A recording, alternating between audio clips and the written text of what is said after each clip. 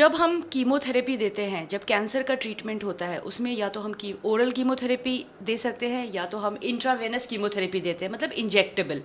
कोई भी कीमोथेरेपी दी जाए या कैंसर का जो ड्रग्स दी जा रही है उसको ट्रीट करने के लिए, वो अपनी बॉडी में रह जाती हैं और हर ऑर्गन को कहीं ना कहीं अफेक्ट करती है। वो जैसा कि ये एक्सपेक्टेड है कि वो ओवरीज को भी अफेक्ट करेंगी इसके, और ओवरीज को अफेक्ट करने के कारण जो अंडकोश प्रोड्यूस करने की क्षमता है वो कम होगी। मेल्स में भी फर्टिलिटी पे अफेक्ट करेगी।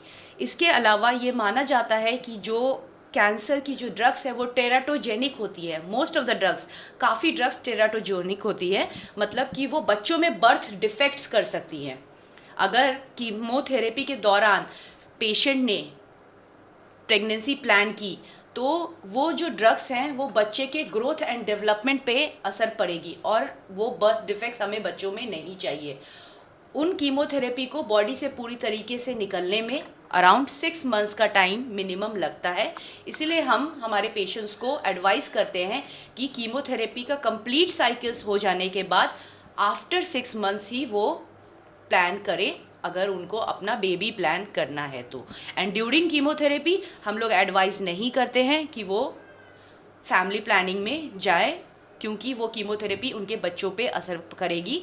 पेशेंट को अगर इफ़ेक्ट हो रहा है तो जो गर्भ में बच्चा है वो उस पर ज़्यादा प्रभाव पड़ेगा और उसमें बर्थ डिफेक्ट होने के काफ़ी ज़्यादा चांसेस हो जाते हैं। जैसा कि आपने कहा कि गर्भ में जो बच्चा है उस पर भी काफ़ी ज़्यादा प्रभाव पड़ेगा, और जिन बर्थ डिफेक्ट्स की आप बात करिए, मैं चाहूँगी आप हमारे दर्शकों को ये समझाएं कि किस किस तरीके की दिक्कत नवजात बच्चे में हो सकती है। नवजात बच्चे का मानसिक और शारीरिक डेवलपमेंट दोनों ही पूर्ण रूप से नहीं हो सकता है।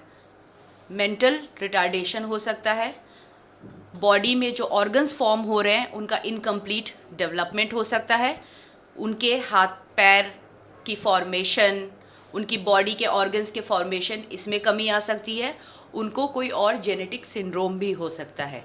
इसीलिए हम कभी भी बिल्कुल भी एडवाइस नहीं करते हैं कि कीमोथेरेपी के दौरान पेशेंट बच्चे प्लान करे। इसके अलावा अगर किसी पेशेंट में बच्चे फिर भी हो जाते हैं तो उसके फिर अलग ये रहते हैं कि कीमो मतलब प्रेगनेंसी के दौरान फर्स्ट ट्राइमेस्टर, सेकेंड ट्राइमेस्टर और थर्ड ट्राइमेस्टर माना जाता है।